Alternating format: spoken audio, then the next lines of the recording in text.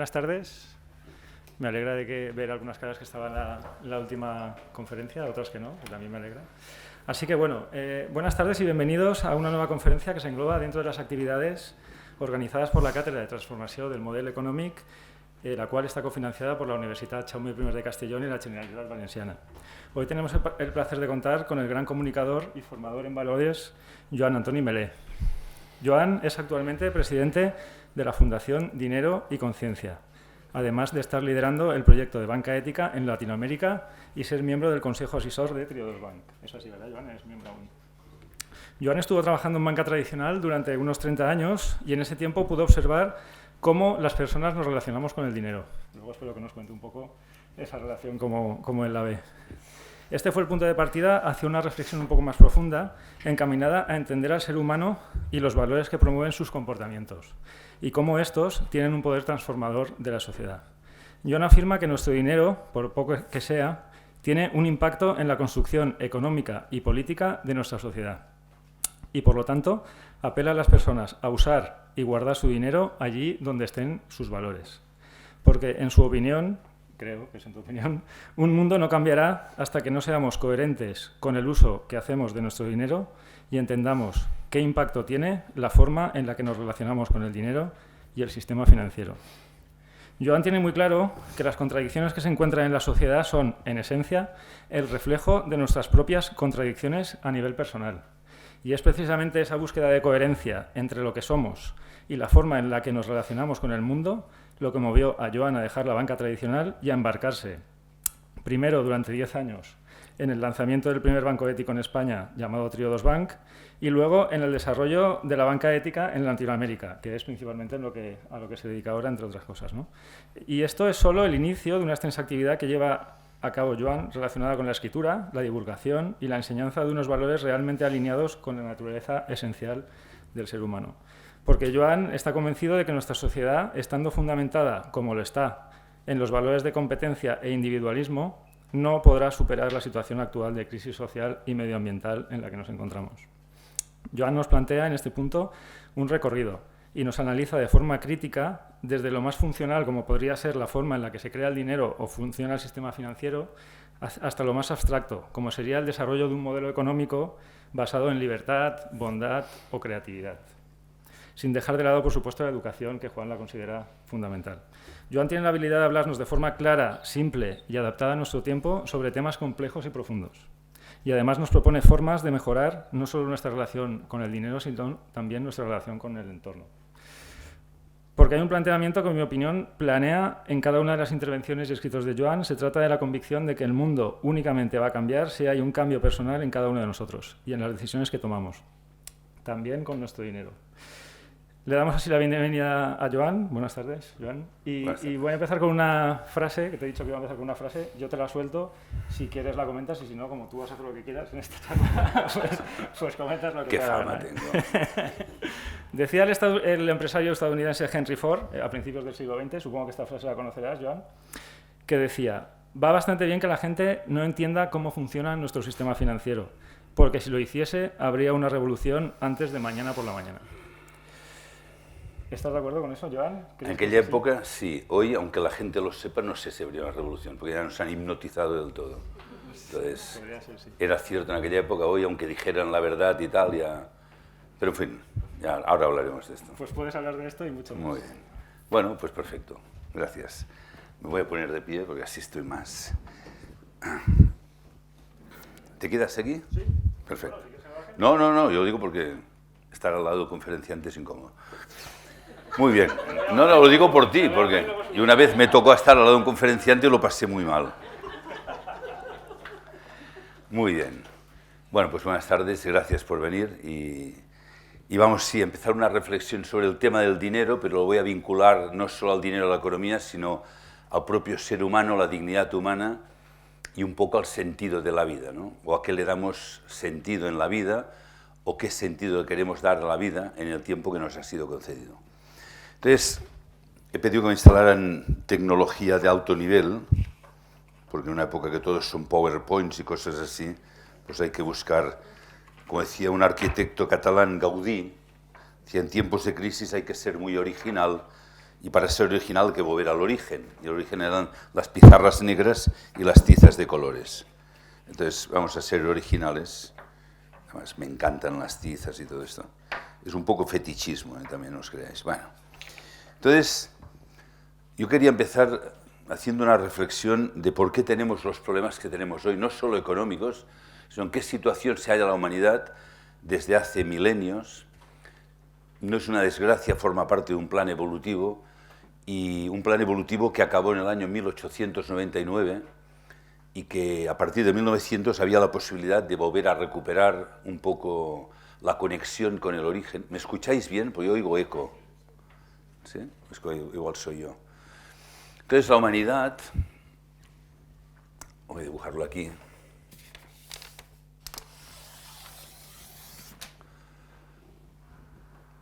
hemos ido separando nuestra percepción del mundo, aquello que es físico de aquello que no es físico, lo que es material de lo que es inmaterial, ¿no? Y hemos creado, yo lo pinto así, hemos creado una herida en el mundo, porque hemos separado algo que no está separado. Lo material y lo espiritual están juntos, nosotros lo percibimos por separado, de tal manera que cuando, por ejemplo, vemos un objeto,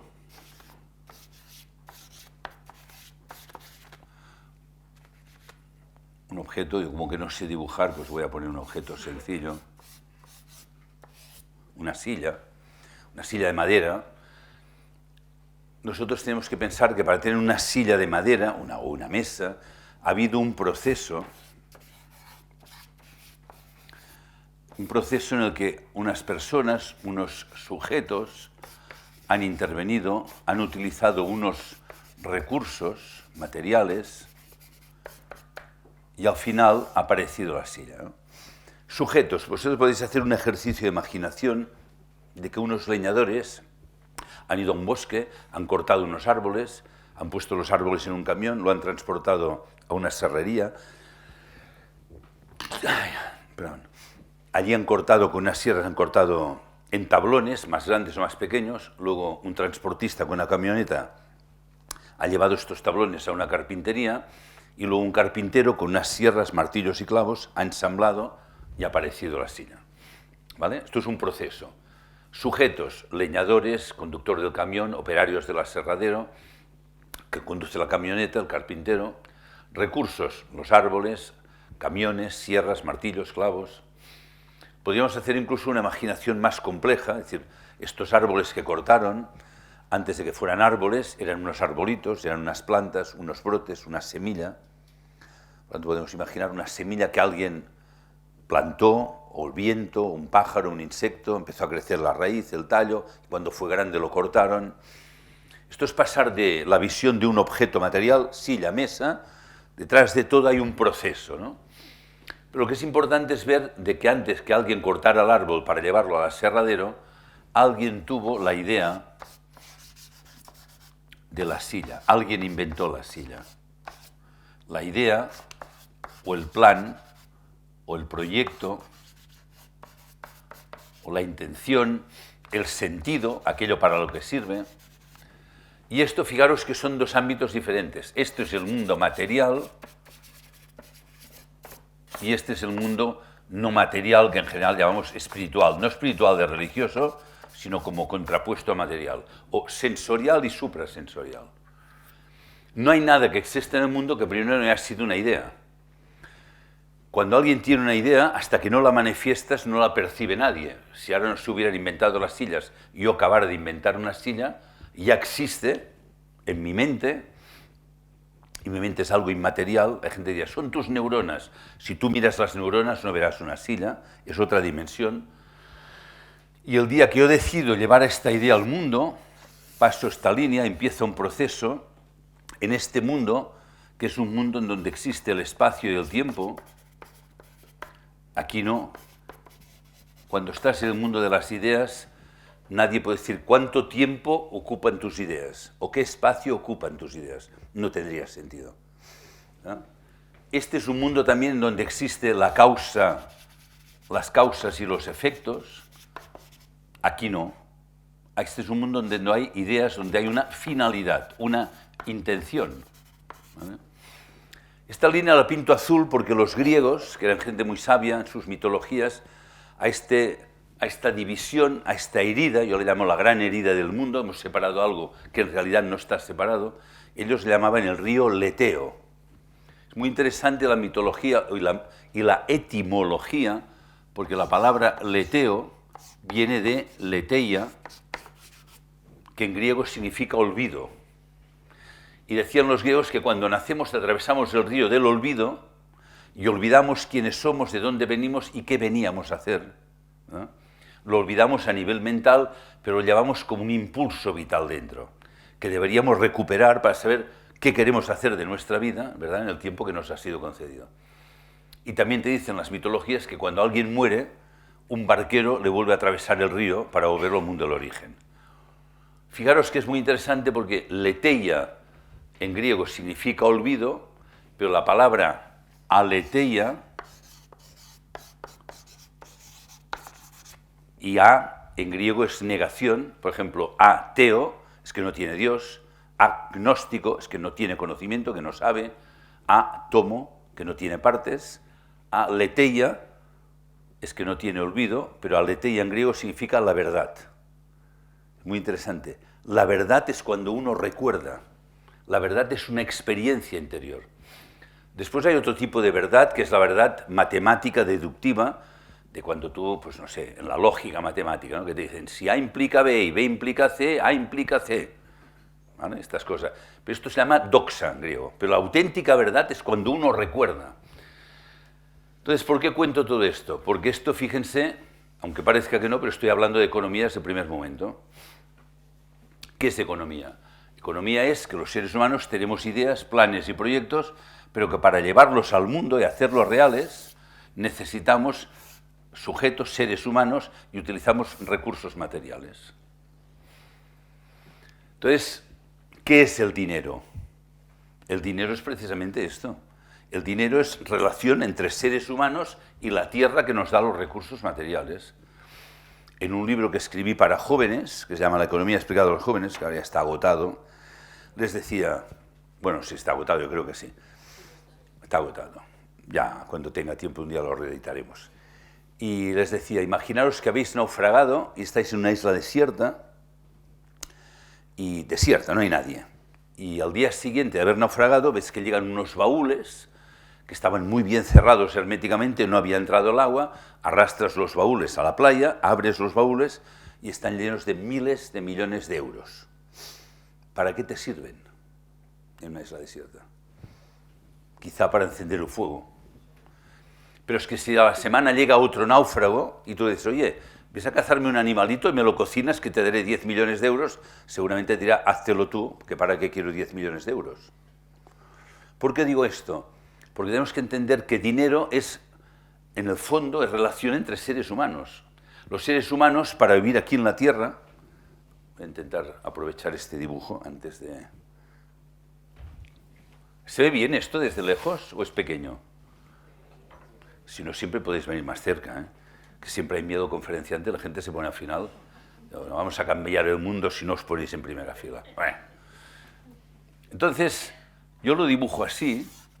Los seres humanos vivimos entre dos grandes misterios, que son el portal del nacimiento y el portal de la muerte, ¿eh? Y como he dicho, al atravesar el río, nos encontramos aquí, en la vida. La vida es el periodo que transcurre entre nacimiento y muerte. Pero claro, estamos desconectados del origen y no sabemos qué sentido tiene la vida, ni quiénes somos, de dónde vengo, lo típico, ¿no? De dónde vengo, qué hago aquí, a dónde voy. Y en vez de buscar respuesta, a las grandes preguntas que llevamos, por ejemplo, una es, oye, cuando me muera, ¿qué va a suceder? ¿Qué hay después de la muerte? Porque morir, ¿qué significa? Que vamos a perder el cuerpo. A una cierta edad el cuerpo no es lo que más te preocupa, porque ya está un poco piltrafa, ¿no? Ya. Pero la pregunta es ya, pero el cuerpo, vale, pierdo el cuerpo, pero ¿yo seguiré existiendo? O sea, ¿esta conciencia que tengo de mí mismo ahora la seguiré teniendo? O otra pregunta, ¿me encontraré los seres queridos que se fueron antes? Pero hay otra pregunta que es más importante, o por lo menos igual, que es de sentido contrario. ¿Hay algo antes del nacimiento?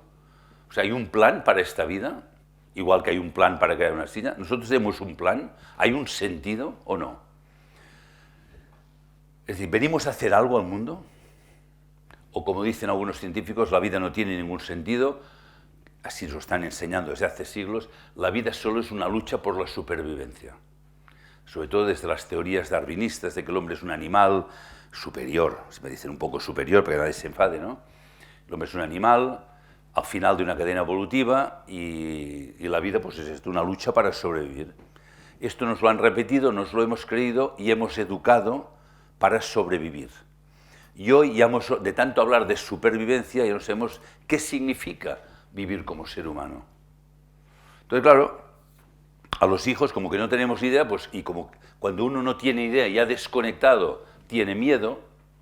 Hoy tenemos miedo, lo habéis visto con el COVID, la gente tenía miedo a morir. Yo no lo entendía, pero no, claro, es que te puedes morir, ¿no? Vamos a morir todos, yo se lo garantizo, estén tranquilos. Toda la historia de la humanidad ha muerto todo el mundo. Pues dijeron, miren, en la humanidad hay personas que morirán y otras no. Digo, hostia, pues me tocará uno, me tocará a todos. Vamos a morir, unos de viejos, otros no. ¿Por qué sigue dando miedo la muerte? Miedo a morir, un pánico a morir con el COVID, ¿no? No lo quiero frivolizar, yo sé que ha habido sufrimiento, pero ¿por qué sigue habiendo miedo a la muerte, sabiendo que es algo certero, seguro, ¿verdad? Entonces, en vez de buscar un sentido, nos limitamos a sobrevivir y educamos a los hijos diciendo que tienen que estudiar.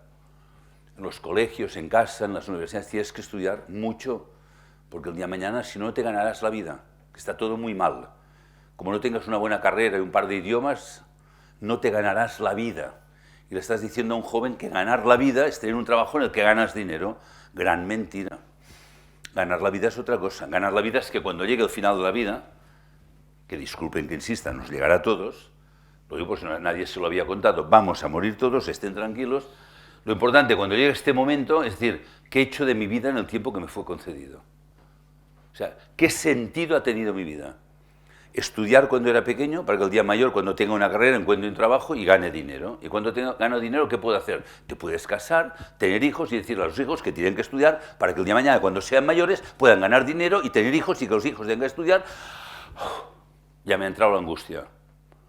¿Les extraña que en los países más ricos hoy la primera causa de muerte sea el suicidio? ¿Que la gente se drogue? O sea, ¿por qué hay tanta droga? ¿Por qué la gente se está drogando? Es un tema que no se habla este. La gente se droga no por placer, la gente se droga porque quiere salir de esta realidad, porque es angustiante. Y claro que hay fracaso juvenil y hay agresividad y tal, pero no se extrañe. O sea, eres pequeño, vienes con un plan de vida que claro, has olvidado aquí, pero lo llevas dentro.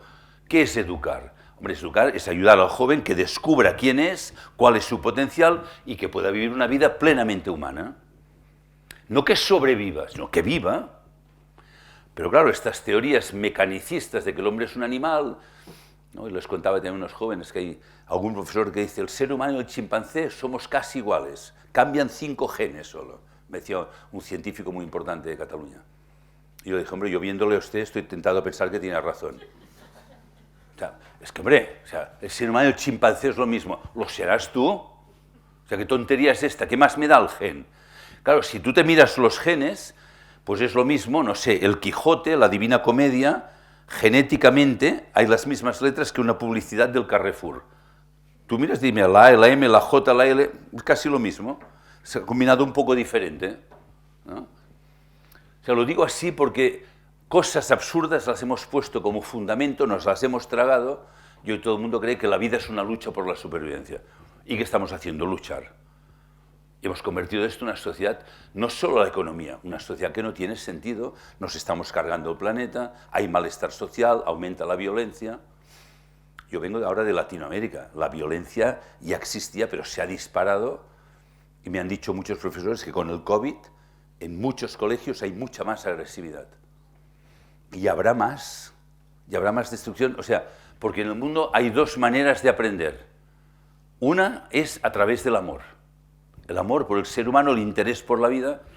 La otra es el dolor. Y nos empeñamos en aprender a través del dolor. Cuando hay un problema, entonces, entonces la lamentación y tal. Por ejemplo, en México, cuando hubo un terremoto, hace ahora 3 años así, brutal, todo México se movilizó para ayudar a la gente que había sufrido el terremoto. Y necesitan que venga otro terremoto para actuar, porque no lo hacemos hoy. Entonces, vivimos así, pero, bueno, si un día se muere un familiar querido, vas al tanatorio, que nos saludamos todos, nos abrazamos, no somos nada, son 4 días, nos preocupamos por tonterías, si en realidad no vale la pena, y cuando acaba, bueno, y al día siguiente volvemos a lo mismo, y a tirar hacia adelante, ¿no?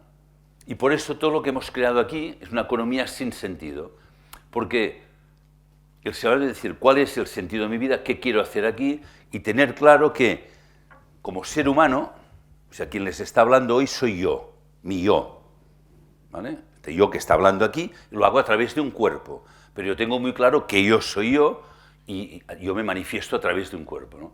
Por poco que uno dedique un tiempo a la meditación, al silencio, al trabajo interior, descubres como vivencia de que eres un yo.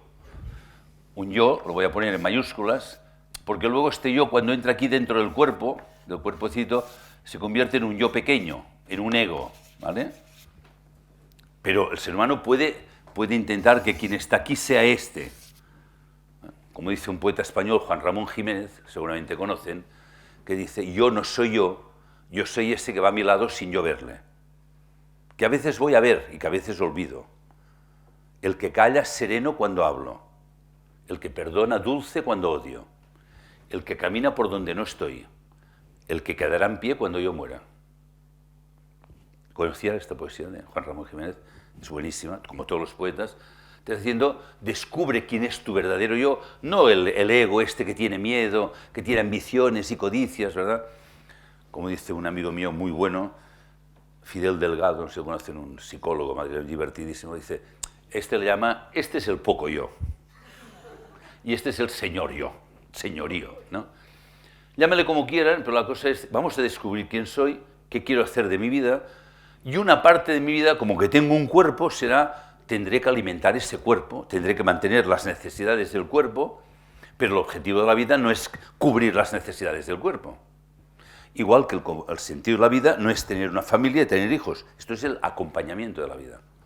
Lo digo porque se puede huir de muchas maneras, y podemos huir con el trabajo, podemos huir con la familia, podemos huir, pero el ser humano, como decían los antiguos griegos, perdón que vuelva a los griegos, últimamente me da por los griegos, si visitas el templo de Apolo en Delfos, que hace miles de años ya decía, conócete a ti mismo. Porque si no, lo que hagas aquí entre nacimiento y muerte no va a tener sentido. Y cuando no tiene sentido, hay conflicto, hay destrucción, hay mal ambiente.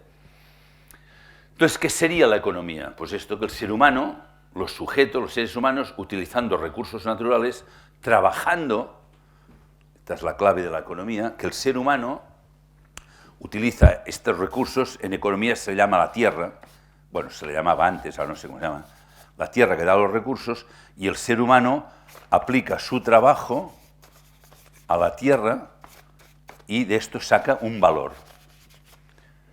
Lo que hay en la tierra antes del trabajo humano no tiene valor. El ser humano con el trabajo crea un valor. Esta es la base de la economía. Por ejemplo, una persona en una bicicleta, en un gimnasio pedaleando, esto no crea ningún trabajo, no crea ningún valor. Pero, es una idea por si alguien aquí es dueño de un gimnasio, si atáramos estas bicicletas que la gente está allí todo el día a una dinamo y produjeran la electricidad para mantener la luz del gimnasio, esto sería trabajo, ¿vale? Sí. Por lo tanto, el ser humano al trabajar crea valor. Una mina de carbón, el carbón mientras está en la mina no tiene valor. Cuando el ser humano saca y trabaja y quita el carbón de la mina, por poner un ejemplo, entonces ha dado valor, ¿no? También el ser humano puede crear valor aplicando su inteligencia, hay que le llama inteligencia, hay que le llama su espíritu, su creatividad. Cuando digo espíritu no confundan con religión, ¿eh? Espíritu, inteligencia al trabajo.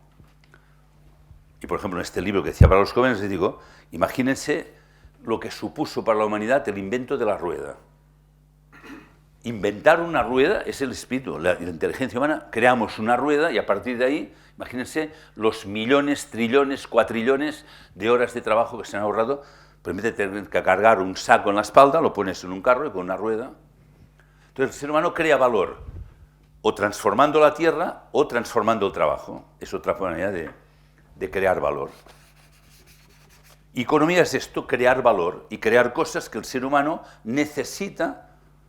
Necesitamos comer, beber, vestirnos, vivienda, transporte, pero al perder el contacto con el origen, el ser humano, una vez cubre las necesidades, ¿qué hace? Crear más necesidades. ¿Por qué? Porque hemos convertido como objetivo de la vida ganar dinero. Ustedes, ¿no?, que son gente de conciencia que han venido a la charla. Yo siempre hablo de los que no han venido, ¿eh? Hombre, ya que han venido, menos tengamos la tarde en paz, ¿verdad? Pero fíjense, o sea, el absurdo de toda una gran parte de la humanidad trabajando y produciendo y consumiendo cosas, entonces vamos a crear cosas nuevas, pero que si no son necesarias. Bueno, pues entonces haremos campañas de marketing y publicidad para convencer a la gente que lo necesitan, ¿verdad?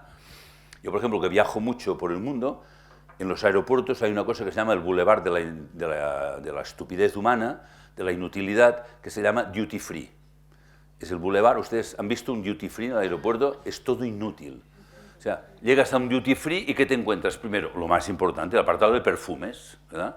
Que el otro día me los voy a mirar. Perfumes valen 80, 90, 100 dólares una botella de perfume, que te viene además, ¿quiere oler? Te trae una... No, pero ya te la has metido en la nariz. Hostia, no sé qué me da... Ya entras así, ¿verdad? Perfumes, importantísimo. Sales, segundo apartado, vino, coñac, whisky, ron. Hombre, es importante.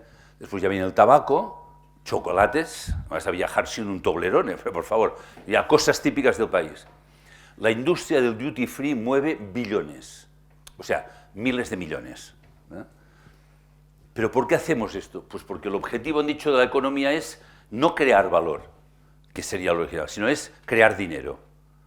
O sea, en vez de crear valor para cubrir necesidades de todo el mundo, para que todo el mundo pueda dar un sentido a su vida, y ahora entraré en la parte más metafísica, como he dicho, tú habla de economía, bueno, iremos hablando un poco de todo, porque no puedes hablar solo de economía abstractamente, no lleva a ninguna parte, o sea, tiene que ver con el propósito del ser humano. Si no encuentras un propósito de vida, entonces conviertes el propósito de vida, pues ganar dinero y comprar cosas. ¿Por qué? Porque te sientes profundamente vacío.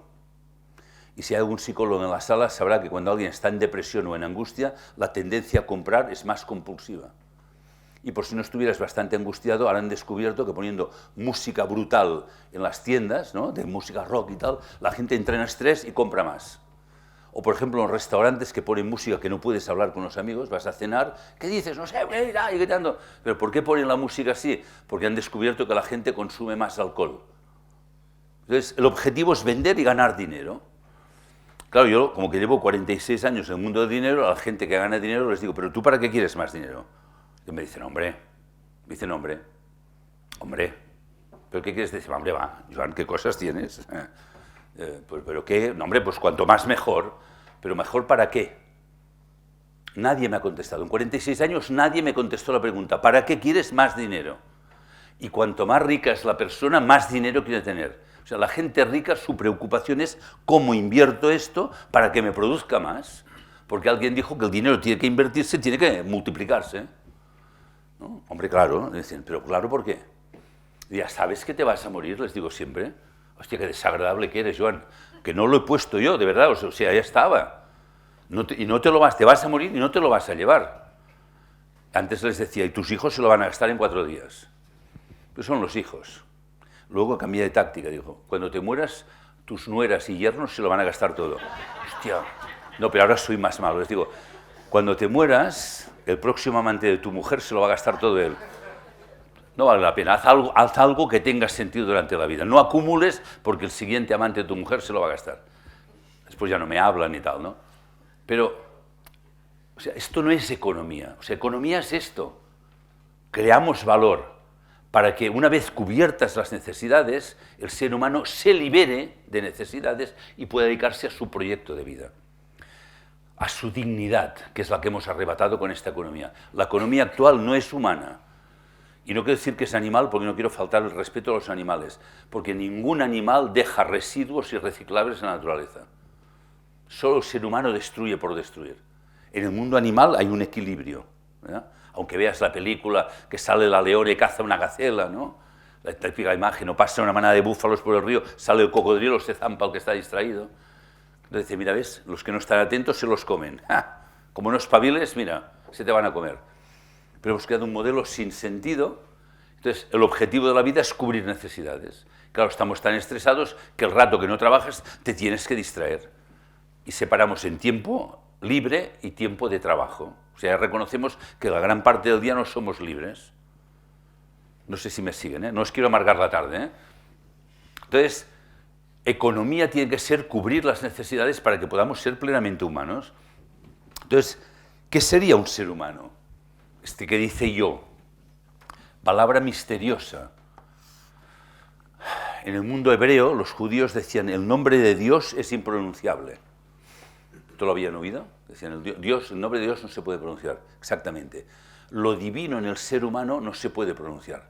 La palabra yo nadie la puede pronunciar. Nadie puede decir yo a otro. Y es misterioso como un niño pequeño alrededor de los 3 años, sin que nadie se lo haya enseñado, un día dirá yo. Cuando son pequeños dicen, no sé, ¿de quién es esto? Del nene, de la nena, del Joan, de la María. Y un día dicen yo. Y nunca a vosotros os dijeron yo, estate quieto, yo no toque. Nunca os dijeron que es un yo. Por lo tanto, la palabra yo es una manifestación de que el ser humano es algo muy especial. Es una identidad. El ser humano es único. Es lo que antiguamente llamaban esta chispa divina. Pasa que hoy utilizar palabras así un poco espirituales, hay como un rechazo, no puedes hablar de divinidad, de espiritualidad, por eso yo lo sigo utilizando. Como que no se puede, lo hago, a ver si provocamos un poco, ¿no? Época de la libertad, puedes hablar de cualquier tontería, incluso de física cuántica, todo el mundo habla de física cuántica, pero hablar de espiritualidad, pues yo voy a hablar de espiritualidad. ¿Qué decían todas las religiones? En un lenguaje o en otro. Que Dios creó al ser humano a su imagen y semejanza. No sé dibujar, disculpen, es algo así, pero ya me entienden, ¿no? Mucha gente no cree esto, yo lo entiendo, que dicen, pero si existe Dios, ¿cómo va a ser Dios como nosotros si somos un desastre? ¿No? Si somos gente destructiva, lo hemos dicho antes, o se les ha ido de las manos, o no hay Dios ni hay nada, ¿no? O hay mucha gente que incluso dice, me acuerdo que al Papa anterior, no este, sino el, ¿cómo se llama? El Benedicto, el Ratzinger, estaba un día en Latinoamérica y salió alguien, le increpó, fue una pregunta, ¿y dónde estaba Dios en la época de los campos de concentración nazi? ¿Por qué Dios permitió aquella barbarie? Y a mí me extrañó porque este hombre, que era un hombre inteligente, que es un hombre que ha estudiado mucho, se quedó atorado, no sabía qué contestar. Si me lo llegan a decir a mí, les parto la cara, ¿no? ¿Cómo te atreves a preguntar dónde estaba Dios? La pregunta es, ¿dónde estábamos los seres humanos que permitimos aquella barbarie del nazismo? Que cuando se reaccionó ya era tarde, o sea, había gente que el año 1920 se creó el Partido Nacional Socialista. Y a partir de ese momento hubo gente que empezó a advertir. En el año 30 mucha gente advertía, cuidado. Hitler sube al poder mucho más tarde.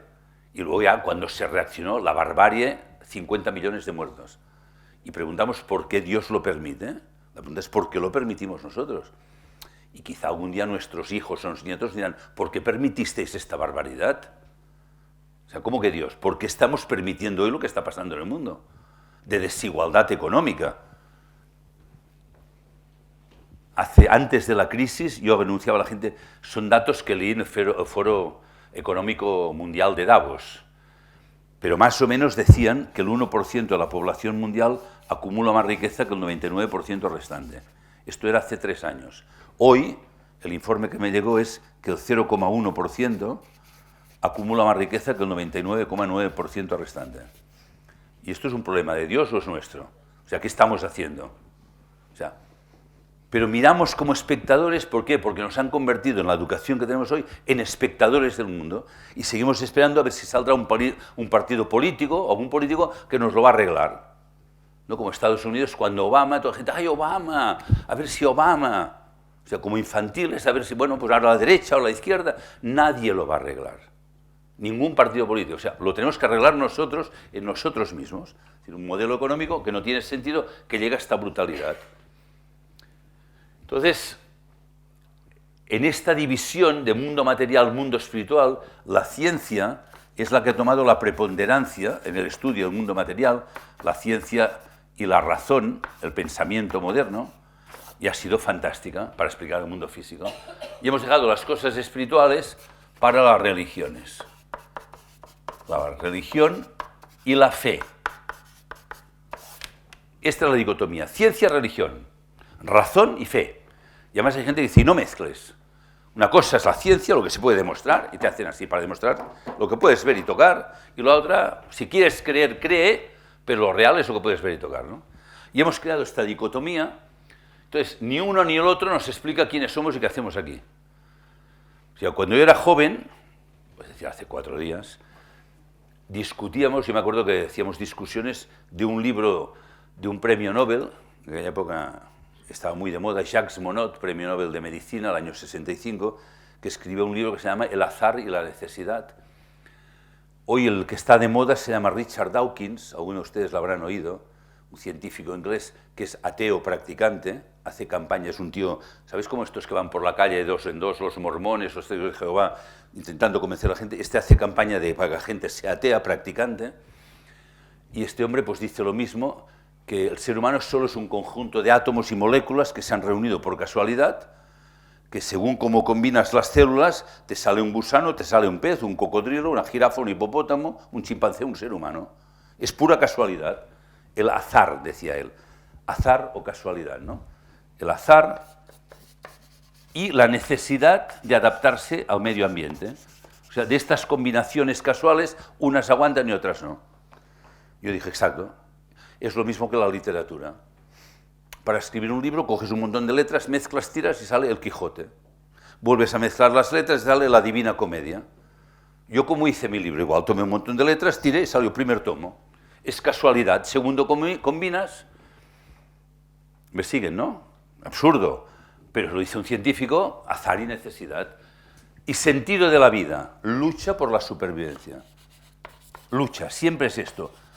Supervivencia. El más fuerte sobrevive o el que se adapta mejor. Entonces, ¿qué te dicen? Cuando mueres, estas células que se han combinado por casualidad se descomponen y mira, van por ahí. Una irá a un árbol, la otra irá a un gato, la otra... O sea, los átomos que hoy están en nosotros, mañana estarán en otro. Hoy les contaba esta mañana también una anécdota que estuve en un congreso, no sé, Valencia, no sé dónde era, y había una doctora en física cuántica, que esto siempre impresiona, dice, hostia, doctora en física cuántica, pues se supone que debe ser inteligentísima, y nos decía esto, no somos nada, somos átomos que se han reunido por casualidad, y cuando te mueres se descompone y no va a quedar nada, y sus átomos irán por ahí, en una flor, en un gato, en un perro, en un árbol. Les aseguro, nos decía, que en cada uno de ustedes por lo menos hay un átomo de Marilyn Monroe. A mí me hizo gracia, me lo estuve buscando a ver si me lo encontraba, me habría gustado, pero no me lo encontré. Y hace falta hacer un doctorado en física cuántica para decir una chorrada, ¿sí? O sea, somos estos solo. Cuando mueres te descompones y no queda nada. O sea, o como dice ahora un autor de moda que vende millones de libros. Y diréis, es pura envidia, exactamente, tengo envidia porque yo no vendo ni uno. Pero este hombre dice que el yo no existe, que somos una combinación y cuando te mueres no queda nada, por lo tanto la vida no tiene ningún sentido y además todo lo que hacemos no somos responsables porque depende de los procesos fisiológicos y neurológicos. Claro, me gustaría que me lo dijera la cara y diría, entonces te puedo matar y no soy culpable de nada porque habrá sido una neurona que se ha disparado, ¿no? Fíjense que si yo digo que solo somos materia y cuando muero se descompone, ¿por qué tengo que ser ético? Es que hay gente que pasa hambre y a mí ¿qué más me da? Si son átomos. Oye, es que estás destruyendo la Tierra. ¿Y qué? Mientras dure, mientras yo esté aquí. ¿O no? O sea, ¿por qué justificar una ética? Si somos materia, puedo robar, matar, violar, hacer lo que me dé la gana. Como decía Dostoyevsky en un libro famoso, Los hermanos Karamazov, si Dios no existe, todo es permisible, puedo hacer lo que quiera. No lo estamos diciendo así, pero nos comportamos así. No hay sentido, no hay nada, somos materia, somos células, nos hemos arrebatado la dignidad. Entonces, la ciencia, una parte de la ciencia, si hay algún científico en la sala, no hablo por él, hablo por los que no han venido, nos ha convertido en pura materia sin sentido. La religión no lo ha hecho mejor. O sea, a mí me educaron en la religión católica y, bueno, había unos valores que me sirvieron, ¿no?, de respeto, de amor a los demás y tal, pero cuando yo preguntaba quiénes somos, qué hacemos aquí en la vida, decían, estamos aquí porque Dios nos ha creado. Decía, vale, pero ¿para qué nos ha creado Dios? Decía, no sé, Él sabrá. Decía, bueno, Él sabrá, pero no nos lo podría contar. Pues claro, la vida es rara, es muy rara la vida. ¿Qué haces aquí? Él sabrá, pero... Y a uno le crea inteligente, el otro tonto, a uno atleta, el otro paralítico, uno ciego, el otro no sé qué. A uno le van a violar cuando es pequeño, al otro, ay, pórtate bien, encima decían, lo que tienes que hacer es portarte bien. Portarte bien significaba obedecer, ¿no? Si te portas bien cuando mueras irás al cielo y si no al infierno. Interesante, ¿no? Me acuerdo que tenía un sacerdote cubano que había huido de Cuba cuando la revolución, amargado de la vida, y nos decía, ustedes se van a quemar todo en el infierno. Se ponía acá así, sufriendo eternamente por toda la eternidad, pecadores. Hostia, porque Dios es amor. Hostia, yo no lo entendía. No sé, igual soy espeso, ¿no? Pero, o sea, la religión, que con su nombre indica, estaba para religar, viene de religare, al hombre con su origen ya no religa nada. Por eso cuando no religa tienes que tener fe. Me decían, tienes que tener fe, pero no la tengo. Pues tienes que obedecer lo que te dicen. Bueno, pues ya obedezco, pero sigo sin entender nada. Por eso en nombre de la religión se han hecho las barbaridades más grandes. Desde la Inquisición, ¿no? Un país que cuando alguien era sospechoso le hacían la prueba del fuego. Te vamos a echar el fuego. Si eres inocente, Dios te salvará, decían. No salvó ni uno, todos murieron en el fuego. ¿No? O sea, el fanatismo religioso, no católico, todos, no ha servido para nada. O gente que es muy religiosa y que va a misa todos los domingos, pero luego comportamiento en la vida cotidiana, decir, pero tú, ¿qué es lo que no has entendido? Que a veces, a mí, ahora ya no me invitan, pero a veces me invitaban a colegios religiosos, congregaciones religiosas, y les decía, revisen el Nuevo Testamento que se han comprado, que a veces salen ediciones defectuosas y faltan páginas, a ver si hay alguna cosa que no han podido leer. O sea, ¿qué es lo que han entendido ustedes de la religión? Se están comportando como bellacos miserables. Esto no gusta que una persona llames bellaco miserable, pero lo hago con cariño, solo es para provocar. O sea, estás utilizando la religión, pero no sirve de nada. Gente religiosa que solo piensa en acumular dinero, ¿no? Y los otros, pues esto, la vida es una lucha por la supervivencia. Entonces, ¿qué hacemos? ¿Hay salida o no hay salida? Claro que hay salida, si no, no vendría a darles una charla. Estaríamos haciendo otra cosa. ¿Qué significa imagen y semejanza de Dios? Lo voy a poner aquí, para aprovechar la pizarra. ¿Qué es Dios? Ustedes no se esperaban que hablaría de Dios en una clase de economía. Me han dicho, provócales que si no se van a dormir. Digo, bueno, pues estamos... Dios es un ser que puede crear. Venga, ¿y nosotros podemos crear o no? Repasen la historia de la humanidad. Hoy no sé si podemos crear, pero a lo largo de la historia hemos creado cosas increíbles. Desde las pirámides, los templos, las catedrales, las esculturas, la pintura, la música, la literatura, la poesía. Que yo siempre digo, si la vida es una lucha por la supervivencia, que no sé dónde lo he puesto, aquí, si la vida realmente solo es una lucha, ¿por qué al final de la cadena evolutiva hacemos poesía? ¿Cómo es que el hombre hace poesía? O compone música, o pinta un cuadro. O sea, ¿qué tiene que ver la lucha por la supervivencia con todo el arte? Nada. Hacemos arte porque somos humanos, porque no es necesario para sobrevivir, por eso el arte es tan importante. Porque para sobrevivir no, pero para vivir como humanos es importante. Porque en el arte somos seres creadores, libres, libres. Y además, cuando alguien pinta un cuadro, escribe una poesía o escribe un libro, como estoy escribiendo yo, ¿por qué escribo libros ahora? ¿Para ganar dinero? No, estoy perdiendo dinero, siempre lo cuento. Soy mi mejor cliente, compro libros y los regalo. Cada libro que regalo tengo que vender 15 para equilibrar. Tengo un amigo que dice, ¿pero para qué escribes si no ganas dinero? Si no ganas dinero, ¿para qué sirve? O sea, algo sirve si te da dinero, esta es la mentalidad actual. Pues sirve porque algo que yo ya tengo dentro, lo quiero compartir con los demás. Es amor, no enamoramiento. Y es un acto de libertad. Nadie me obliga. Esto es el ser humano, esto es la dignidad humana. El ser humano es capaz de la libertad, es capaz de amar. Hay seres humanos que dan la vida por los demás. Hay gente egoísta que mata para él, yo. Hay gente que se entrega toda la vida a cuidar a otros, incluso mueren por otros. Y el ser humano no tiene que adaptarse. Necesidad de adaptarse al medio ambiente. El ser humano no tiene que adaptarse, tiene que crear. Los animales se adaptan. Cuando un animal quiere vivir en el polo norte o polo sur, tiene que tener una capa de grasa de 10 centímetros. Nosotros no. Nosotros no tenemos grasa, nos ponemos un abrigo, creamos. Cuando un animal quiere volar, tiene que tener alas, y tiene alas para volar, y punto, y volará, y nada más. Y si quiere ir por el mar, tendrá aletas para nadar. El ser humano tendrá manos para crear un avión o un barco. No nos adaptamos, creamos. Podemos ser gente perversa, destructiva, pero somos capaces de amar. Y podemos ser libres, como ha demostrado la ciencia. La ciencia ha demostrado que el ser humano puede conquistar la libertad, la ciencia en el mundo físico, pero el ser humano puede conquistar la libertad en lo psíquico y en lo espiritual. Fíjense que existe la ley de la gravedad que dice que todos los cuerpos caen. Todos, con una aceleración de 9,8 metros por segundo, cada segundo. Y siempre caen perpendiculares, ¿verdad? A pesar de esto, hoy podemos volar. Antes la gente decía, no somos libres porque las leyes nos determinan. Pero un día hubo seres humanos que decían, bueno, pero además de la gravedad, descubrieron otras leyes, las leyes aerodinámicas. Y cuando combinas la gravedad con la aerodinámica, precisamente porque existe la gravedad, puedes volar. La misma ley que antes te determinaba, ahora te hace libre. Cuando conoces toda la verdad, eres libre no porque te saltas la ley, sino porque la conoces y actúas co-creando con la ley. No soy libre si salto de un rascacielos, soy libre, quiero volar, te matas. Ahora, si descubres las leyes, puedes volar pues, con un parapente, con un ala delta, un avión, incluso ahora se hacen unos trajes así que bajan volando no sé cuántos minutos. O sea, el ser humano descubre la verdad y la verdad la hace libre. Esto es un ser humano. Estas son las capacidades del ser humano. Esto es la dignidad humana que nos ha sido arrebatada. Y esperen que lo que viene es más fuerte. Hoy no hablaremos del posthumanismo, lo dejaremos para otra charla, si aguantan la de hoy, pero nos están diciendo que al ser libres provocamos problemas, acabemos con la libertad. El amor no existe, dicen, son los procesos fisiológicos. Creatividad, la tecnológica.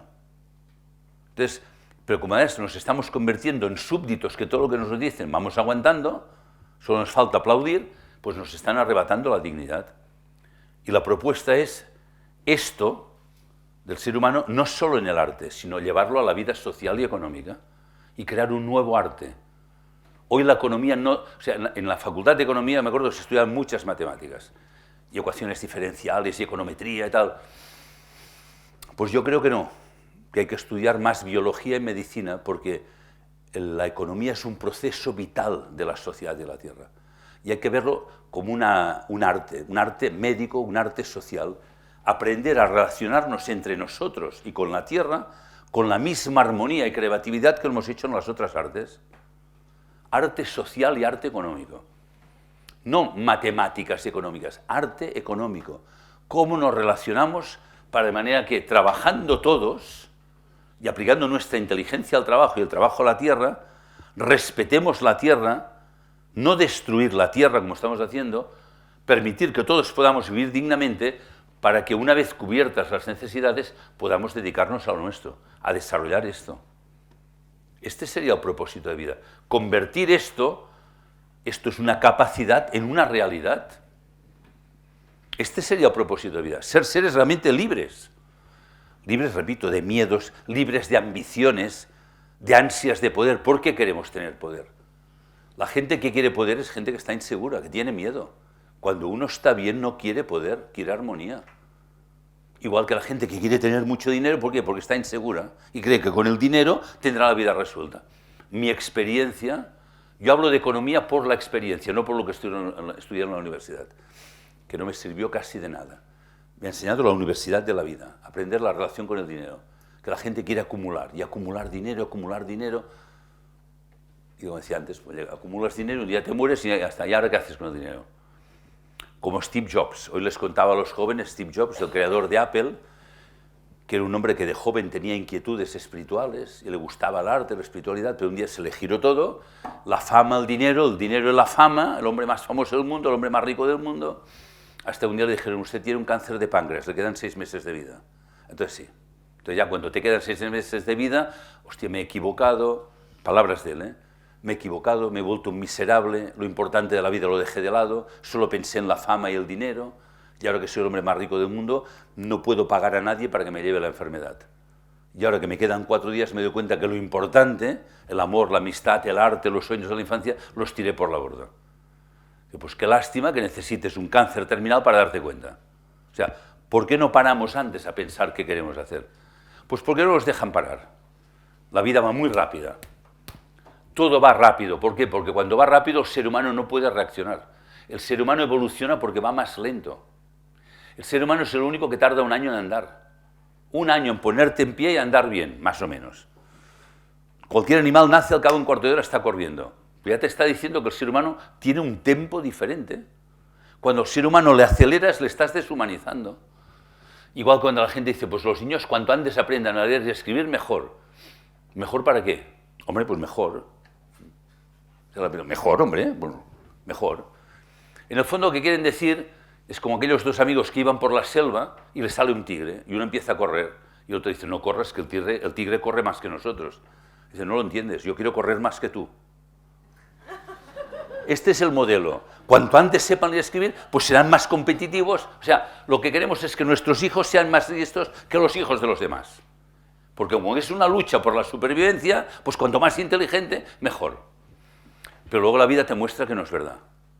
Que la gente más inteligente, más rica, tampoco es tan bien, ¿verdad?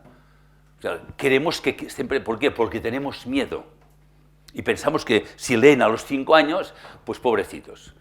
Oh, es que mi hija tiene 4 años y hace raíces cuadradas. Pobreta. ¿No? De paso, ahora que no se escucha nadie, desde que yo estudié matemáticas, jamás utilicé las raíces cuadradas. Ni el teorema de Ruffini. ¿Se acuerda del teorema de Ruffini de los polinomios? O sea, no, era bonito, ¿eh? Me gustaba el nombre. Teorema de Ruffini, los polinomios y tal. No, es que las matemáticas son muy importantes, dice el informe PISA. ¿No? Me acuerdo que el año 2010, 2011, 2012, me acuerdo, salió el informe PISA. Dijo, el problema de España es que va mal de matemáticas. Porque el promedio de nota de España es 5,1 y Europa está en 5,6. No se lo crean. El problema de España es que va mal de ética y valores humanos.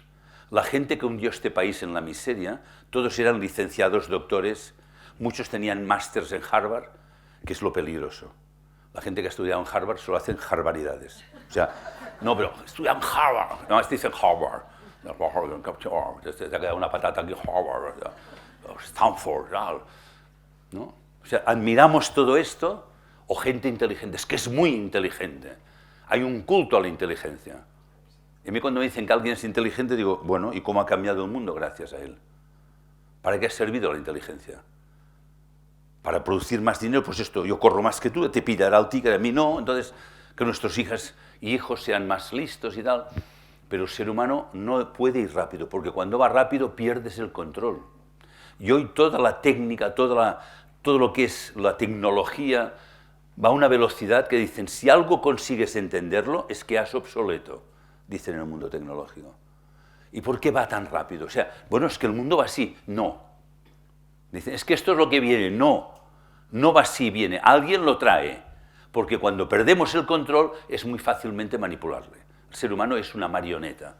Entonces, cuando todo va rápido, cuando desconectas y tienes miedo, te conviertes en una marioneta fácilmente manipulable. ¿Qué es lo que está sucediendo hoy? Entonces, esto que estamos hablando, podemos hablar de economía, podemos hablar de vida social, pero estamos hablando de si queremos ser plenamente humanos o seguir siendo marionetas. Y nos pueden manipular con un virus del COVID, ahora ya están diciendo el COVID, como que la gente estaba perdiendo miedo, vamos a poner un poco algo más. Bueno, pues ahora la viruela del mono, ¿no? Allí unas ampollas, ay, la gente, ay, el mono, la viruela, es igual, lo que haga falta, ¿no? En vez de preguntar cuáles son los factores que a una persona le producen salud, y aunque esté con personas infectadas de lo que sea, no le afecta. Porque en la Edad Media, cuando hubo la peste negra, que se cargó a media población, había gente en contacto diario con los afectados, con los apestados y no les pasaba nada. ¿Por qué? Yo me acuerdo que hace poco el Papa actual, que toda la gente dice que está en mono, no sé, ay, es que este es diferente, este sí que es diferente. O sea, dijo, los católicos deberían vacunarse, pero ¿cómo te atreves a meterte en un tema de vacunas? Yo te digo cómo tienes que hacer la misa. Papa Francisco, que si miraras tu antecesor San Francisco iba a ver a los leprosos más contagiosos, les abrazaba y les besaba, y de tanto amor que les daba les curaba. No se vacunaba, para ver a los leprosos. O sea, lo esencial lo hemos perdido de vista, como decía Antoine de Saint-Exupéry, lo esencial no es visible a los ojos. Lo esencial es el espíritu humano que abrazando y besando, dando amor, puede curar. No, vacunas, ya vamos por la 4ª vacuna, y 3 máscaras y 5 vacunas, y va el miedo. Y ahora tocan las vacunas, y otro día señalan, y ahora tenéis que ir a la pata coja, todos a la pata coja, es que lo ha dicho el gobierno. Nunca habíamos sido tan sumisos como ahora. En todo. ¿No? Y en la economía actual igual. Y publicidad, y vamos a consumir. Entonces, nos han arrebatado la dignidad humana. El ser humano es libre. Claro que no, todavía no, pero puedes ser libre cuando buscas la verdad como propósito de vida. Por tanto, la educación del ser humano no es cuando eres pequeño vas al colegio para tener un trabajo. La educación del ser humano dura toda la vida. ¿Para qué? Para que cuantas más cosas conozcas, menos te puedan manipular. Estamos en una época ahora ya, o sea, ya ni noticias ni nada, las noticias te dan la noticia, la opinión. Y como te apartes de la opinión ya... Yo cuando empezó el tema del COVID, voy a sentar un poquito, me preguntan, ¿tú te vas a vacunar? Digo, no sé, voy a preguntar qué tipos de vacunas hay, porque quiero saber qué posibilidades tengo, qué contiene cada vacuna y los posibles efectos secundarios para así poder decidir. Ah, tú eres un negacionista. No, yo soy un preguntacionista. Yo, claro, quiero saber qué me voy a meter en el cuerpo. Ah, tú eres un negacionista. No, que pregunto que qué opciones tengo. O sea, preguntas algo y ya eres negacionista, ¿verdad? Pero fijaros que va todo, o sea, es economía, es medicina. ¿Quién está diciendo que hay que vacunarse? La Organización Mundial de la Salud. ¿Pero quién la financia? Las compañías farmacéuticas, que son las que venden la vacuna. Sí, señor. Si no estuvieran grabando, les contaría cosas de unas compañías farmacéuticas que me contaron, pero están grabando y no quiero que luego me rompan las piernas por la calle. Pero da igual, o sea, puede ser farmacia, puede ser en política, puede ser en economía. Los mercados suben, los mercados bajan, como si fuera un fenómeno atmosférico, ¿no? Ayer vino una borrasca, hubo un chubasco, provocó inundaciones, ayer las bolsas cayeron, ahora han subido, y nos pensamos que es un fenómeno atmosférico, en vez de decir, vamos a tomar las riendas de la economía en nuestras manos. ¿Qué queremos que pase? El tiempo, aunque algunos ya lo están manipulando, que quieren manipular el tiempo, que llueva, que no llueva, quizá por eso hay los problemas que hay, pero en economía nosotros tenemos que decir qué queremos hacer de la economía, es decir, qué queremos hacer entre nosotros y con la tierra, para poder vivir como seres humanos. Ya digo, de entrada el tema es la educación, hay que educar para ser humano, hay que educar para la libertad, hay que educar para el amor, no para el egoísmo. A mí me educaron así, tampoco llevo tantos siglos. O sea, a mí me decían, tienes que estudiar y prepararte para que el día de mañana, cuando seas adulto, seas un hombre de provecho a la sociedad. Me hacían un hombre de provecho, útil. Pero no es lo mismo, no, te tienes que ganar la vida. Claro, el niño sube, yo conmigo mismo. ¿No? El rey del mambo, el niño gal, el niño pobrecito. ¿No? Estamos creando niños frágiles que les pica un mosquito, les tienes que llevar al psicólogo porque le ha picado un mosquito. ¿No? No, pues o sea, hay que educar para el amor, para la libertad, para la creatividad. El mundo tiene problemas, tenemos capacidades para resolverlos todos. Pero si hemos hecho pirámides, templos, catedrales, hemos hecho cosas increíbles. Esto relativamente es mucho más fácil, pero requiere que sea el ser humano que resuelva esto. A la que le conviertes en animal que lucha, la diferencia está en que los animales... Casi que tengo que cambiar de pizarra.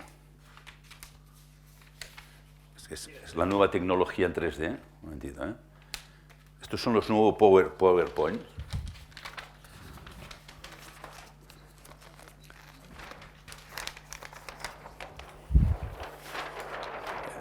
Es bonito, ¿eh? En vez de PowerPoints y tal. No me digan que esto no es más bonito. Quiero que se rompa, hombre, una obra de arte. Ah, no, está enganchado, ya lo rompo todo. Bueno, vale.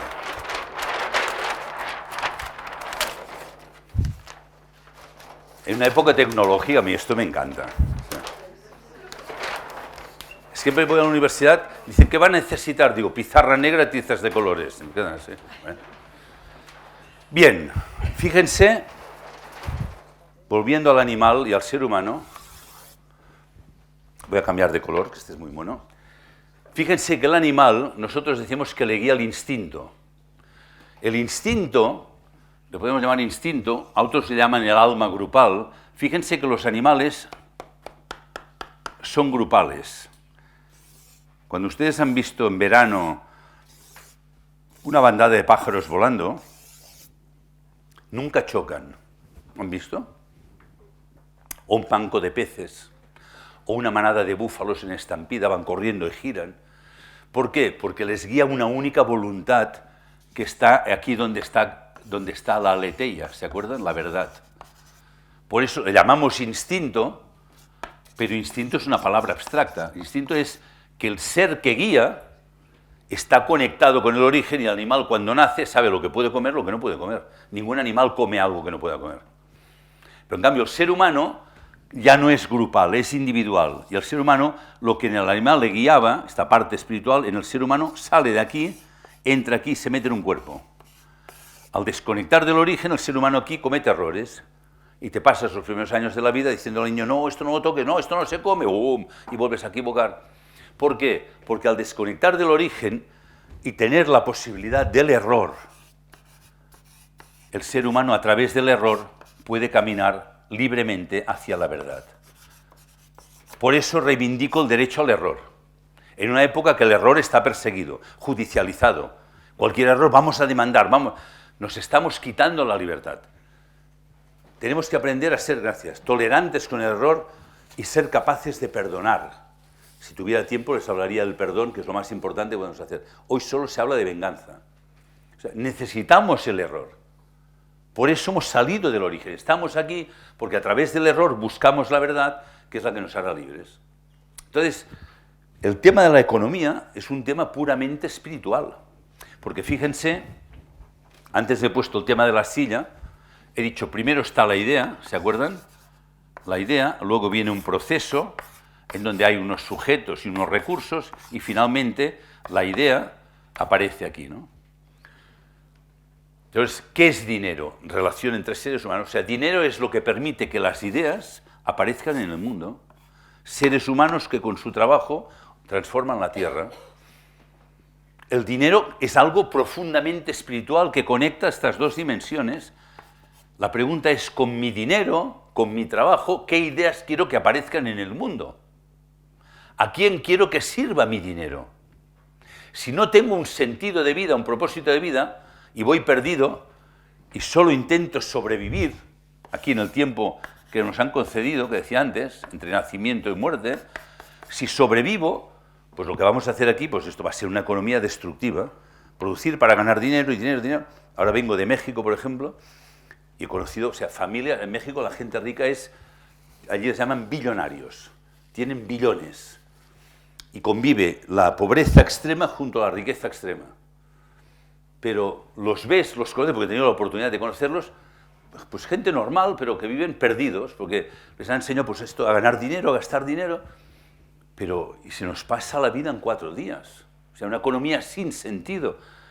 Cuando el ser humano diría, bueno, vamos a cubrir nuestras necesidades de todos, y algo que es muy importante, 2 principios básicos de la nueva economía que quiero presentar. Una es, el trabajo no es aquello que hago para ganar dinero, sino que el trabajo es lo que me permite desarrollar mis capacidades y llevarlas al mundo. Aquello que gracias a mi trabajo el mundo estará mejor. O sea, ¿cuál es el propósito del trabajo? Primera, aportar mis capacidades al mundo para que el mundo esté mejor. Segundo principio de la nueva economía, que no es que sea nueva, hay que tenerlo en cuenta, es el principio de la dependencia mutua. Dependencia mutua porque nadie es autosuficiente. Nadie es autosuficiente. Yo no sé hacer esta camisa, ni el pantalón ni los zapatos. Hoy hemos ido a comer y lo que hemos comido lo cultivaron unos agricultores, unos ganaderos, lo han cocinado unas personas, lo han servido otras. Esta mañana he venido en un tren que yo no sé pilotar. Todo lo que yo necesito lo hacen los demás con su trabajo. O sea, nos necesitamos mutuamente, ¿vale? Dependencia mutua. Lo lógico es que de la dependencia mutua salga el apoyo mutuo. Si nos necesitamos, vamos a colaborar entre nosotros de manera que con nuestro trabajo el mundo esté mejor. Y deberíamos separar trabajo de salario. Es decir, yo aporto todo lo que tengo al mundo y el mundo me tiene que aportar lo que yo necesito para vivir. Esta sería la clave. Pero vendemos el trabajo como si fuera una mercancía y hablamos del mercado de trabajo, una profanación de la dignidad humana. Y compramos y vendemos trabajo. ¿Por qué voy a pagar 1.000 si aquí hay gente que lo hacen por 600? ¿No? Había un anuncio, si os acordaréis, hace tiempo en la televisión, que salía un tío que decía, yo no soy tonto. ¿Se acuerdan? Claro, no soy tonto significa, compro lo más barato. Claro, pero espérate, que tu hijo cuando busque trabajo, el dueño de la empresa tampoco es tonto y dirá, ¿para qué te voy a pagar 1.000 o 1.500 si por 500 la próxima patera me lo hará? Yo no soy tonto. No, entonces decimos, el empresario es un explotador. Que no es tonto como tú. O sea, el problema es que no somos tontos. O sea, somos tan inteligentes que nos hemos destruido.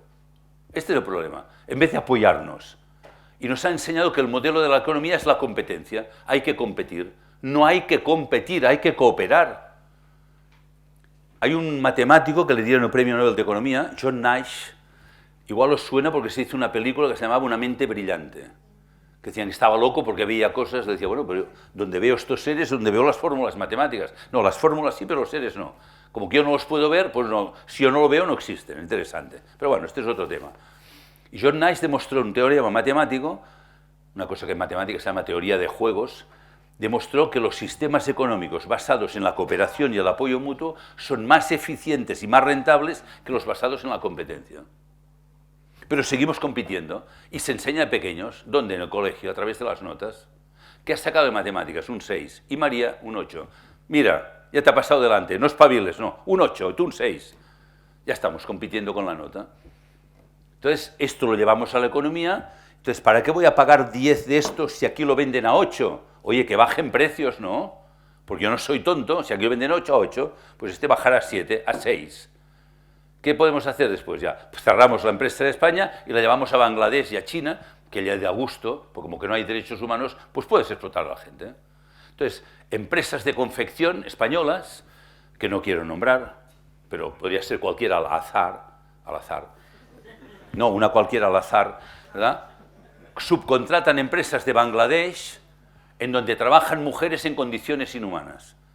No permitiríais que vuestros hijos e hijas trabajaran allí. Ahora, comprarlo sí porque es barato.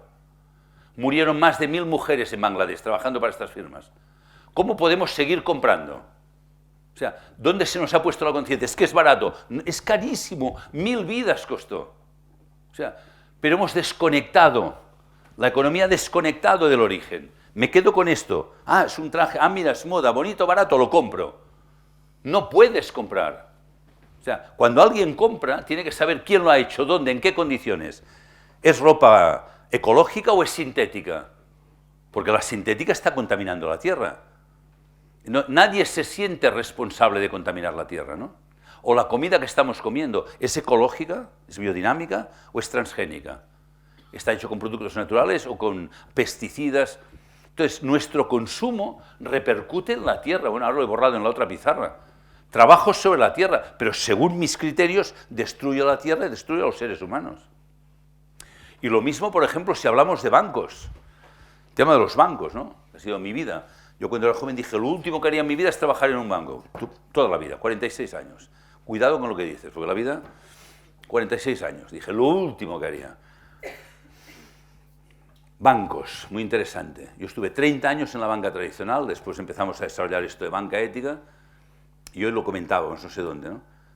En 30 años jamás nadie me preguntó, oye, si traigo el dinero a tu banco, ¿vosotros qué haréis con mi dinero? ¿Alguna vez habéis preguntado, banquero, oye, ¿qué hacéis con mi dinero? ¿A quién sirve mi dinero mientras yo no lo uso? Porque a lo mejor sois gente pacifista y estáis contra la guerra de Rusia, ¿no?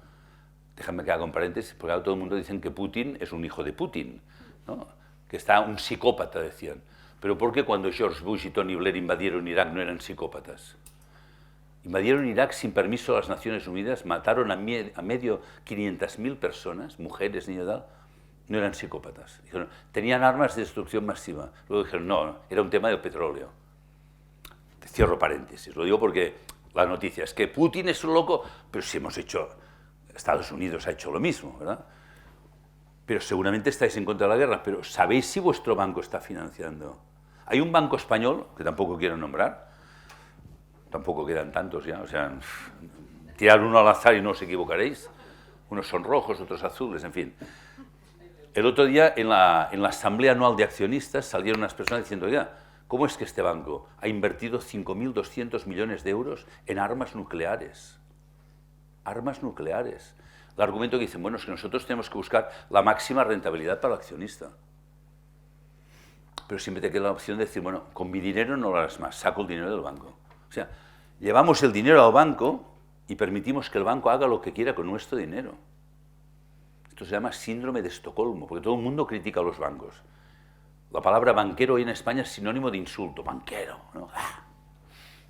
Pero seguimos llevando nuestro dinero y no tenemos ni idea de lo que hacen con nuestro dinero. Este es el tema. Entonces, compramos sin saber lo que hay detrás, dejamos el dinero en el banco, no sabemos qué se hará con él. O mejor dicho, sois pacifistas, se financian armas, o sois ecologistas, se financian transgénicos, o sois defensores de la igualdad de la mujer y financia una empresa que discrimina a la mujer. O peor que todo esto, hoy lo más grave de la economía es que más del 99% del dinero que circula cada día en el mundo, en el sistema financiero, bancos y fondos de inversión, más del 99% es especulación. Detrás no hay nada. Es decir, es como si os sacara 1 litro de sangre a cada uno para ponerlo en una máquina para que dé vueltas. No parece una transfusión. O sea, no sirve para nada. Genera burbujas que revientan. La última reventó en 2008. Cuando descubrieron que el dinero, ¿pero qué estaban haciendo con el dinero? Pues mira, tomaron un trozo de una hipoteca de Estados Unidos, un poco de deuda del gobierno griego, un poco de no sé qué, un poco de no sé cuánto, hacemos un paquete y vamos especulando. ¿Para qué? Para que algunos inteligentes, los inteligentes ganan dinero, los demás a reventar. Pero esto se hace con nuestro dinero, nuestro consentimiento. O sea, el problema de la economía es que es anónima. Por eso creamos las sociedades anónimas, que es un nombre asqueroso. Anónimo, es decir, no sé lo que hay detrás. Pues hay que saber. O sea, una economía humana tiene que ser una economía consciente y transparente. Yo tengo que saber mi dinero, que es la fuerza de mi trabajo, dónde quiero que esté, o lo que decía, qué ideas quiero que con mi dinero aparezcan en el mundo. Entonces, es complicado, por eso decías en la presentación, el mundo cambiará solo si cambiamos nosotros, evidentemente. O sea, primero, tomar la rienda de la vida en nuestras manos, dar un sentido a nuestra vida más allá de ganar dinero. Y esto es un tema ya más espiritual, metafísico, que hoy no puedo ir más lejos en este tema porque no es el tema, sí que es el tema de hoy, pero tenía que hablar más de economía. Pero fíjense que es lo mismo, o sea, una economía desconectada del origen es una economía sin sentido. Hoy la economía no tiene sentido. He hecho la broma del duty free, pero es que miren lo que se produce en el mundo diariamente, cosas que no son necesarias, y digamos millones de horas de trabajo, producir cosas y tal. Entonces, y claro, luego tendremos que hacer grandes campañas de marketing y publicidad para convencer que lo necesitamos, ¿verdad? Y tal. Cuando podríamos dedicar el tiempo a ser libres, a cultivar el arte, a cultivar el conocimiento. O sea, y la nueva economía tendría que ser una economía, en vez de estar basada en el consumo material, que ya no da más la tierra, o sea, ya no podemos consumir más tierra, basada en una economía basada en la cultura, más educación, más arte, más música, más cine, más teatro, más crecimiento personal, y dispuestos a pagar por esto. Porque estamos dispuestos a pagar por lo material. Yo a veces que en algunas conferencias cobro, me dicen, hombre, ¿y cobras por una conferencia? ¿Por un curso cobras? De cosas espirituales. Lo espiritual no debería ser gratuito, me dicen. ¿Por qué no lo haces tú? Yo vengo de alumno. O sea, una buena comida, una buena botella de vino, ¿no? Un día daba un seminario de fin de semana y una persona dijo, es que no te puedo pagar porque no tengo dinero. Digo, bueno, hombre, no por dinero no dejes de venir, ven igual. Y luego me lo encuentro en un restaurante en donde la botella de vino que se estaba tomando valía más que el curso. O sea, no se la rompí por la cabeza, ¿verdad? Porque entonces generas karma negativo y te complicas la vida. O sea, no, hombre, para un curso no, pero para una botella de vino sí. O sea, ¿dónde tenemos nuestras prioridades económicas? Es una invitación a que reflexionen, ¿eh? No para ustedes, que ya sé que son conscientes, o sea, para la gente que ustedes conocen, ¿eh? O sea, ¿qué mundo hemos creado de sinsentido? Y pensamos que alguien lo cambiará, un gobierno, un gran premio Nobel de Economía, las Naciones Unidas con los ODS, tal, no sirve de nada. Es todo puro maquillaje. Los ODS, los no sé qué, las empresas, bueno, ¿qué tenemos que hacer? Va, planta 4 árboles y pone una placa solar, ya seremos sustentables y tal. Pero seguimos haciendo cosas sin sentido. Pero repito, empieza en la educación en el colegio, la educación en casa, la educación en la universidad. O sea, demos sentido a la economía, demos sentido al trabajo, creemos valor. Yo me acuerdo cuando empecé a estudiar economía, decía, economía es crear valor, creemos valor. No dinero, valor. Que hagamos cosas que tengan valor. Y liberémonos del trabajo y del dinero. Y tengamos cada vez más tiempo para dedicarnos a lo puramente humano, a la libertad, al amor, a la creatividad. No a tener más necesidades. Por eso es tan difícil. Claro, querríamos que el mundo cambiara, y los políticos, ¿no? El mundo debería cambiar y tal. No, tú debes cambiar. Y nunca he visto una manifestación, al menos en España, que nadie lleve una pancarta que diga, yo debería cambiar. El 15M las estuve buscando, nadie. Nadie decía, yo tendría que cambiar. Nadie. Y yo tengo que cambiar. Este es el tema. Y para cambiar hay que hacer un trabajo diario de autoconocimiento y transformación personal. y ser coherente. Aquello que pienso, lo que digo, lo que hago. Con el dinero especialmente, porque el dinero afecta a los demás y afecta a la tierra. Por eso, mi propuesta es, revisen cómo utilizan el dinero a la hora de comprar, pongamos un consumo consciente. O sea, una economía humana tiene que ser una economía consciente. ¿Qué hago? ¿Por qué lo hago? ¿Cómo lo hago? ¿Para qué lo hago? En el consumo, en la banca, pues decíamos la banca ética. Bueno, la banca ética nace en los años 60, en plena revolución de la guerra del Vietnam. Todavía hay gente que me pregunta, ¿pero una banca puede ser ética? ¿Una banca puede ser ética? Yo no sé, ¿es posible que tú sepas que no lo es y le sigas llevando tu dinero? O sea, ¿por qué lo permites? Muy fácil criticar al banco. Pues tú vas al banco y pides rentabilidad, o voy al banco que me da la hipoteca más barata, o el que me paga más por mi depósito. Estás provocando el egoísmo. Yo quiero ganar lo máximo para mí. ¿Para qué pagar más hipotecas si aquí es más barata?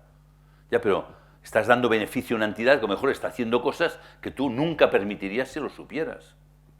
Por eso es tan complicado. Cambiar el mutuo es muy fácil, pero cambiar tú y ser coherente cuando te toca en el bolsillo. Por ejemplo, que estamos creando un banco en Latinoamérica, cuando doy charlas, al final la gente de la charla me viene y me dice, oh, Joan, me hacen así, digo, ¿qué quieres decir? Me has llegado al corazón. Digo, hostia, me quedé corto, yo quería llegarte a la cartera, me he quedado en el corazón. Porque todos encantan, yo te apoyo, me entusiasma, pero no son clientes míos, son clientes del Banco de Santander. Digo, pues casi prefiero que apoyes al Banco de Santander y el dinero me lo traigas a mí. ¿Me explico? Todos estos bancos que criticamos, pero la gente al final va a los bancos que tienen más poder. Porque en el fondo, como que tenemos miedo, en el poder nos sentimos refugiados. Por esto es un tema de autoconocimiento y transformación personal. No cambiaremos la economía si el ser humano no entiende qué es la dignidad humana y hacemos un esfuerzo permanente en la educación de niños y adultos, en ser plenamente humanos y no dejarnos manipular pues, por todo esto que está pasando. Esta es mi manera de verlo, así lo quería compartir con todos ustedes, y ahora, voy a ser un poco más breve, no sé si tan breve, ya llevo más rato de lo previsto, entonces pasamos al tiempo de preguntas, reflexiones, comentarios. Gracias.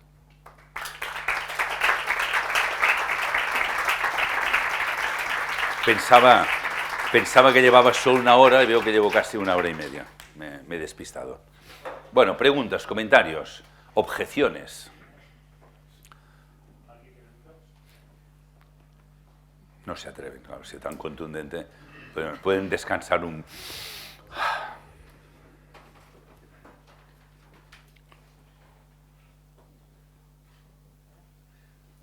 Siempre hace falta un...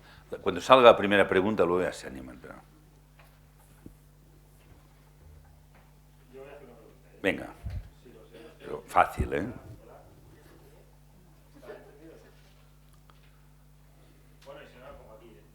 Venga.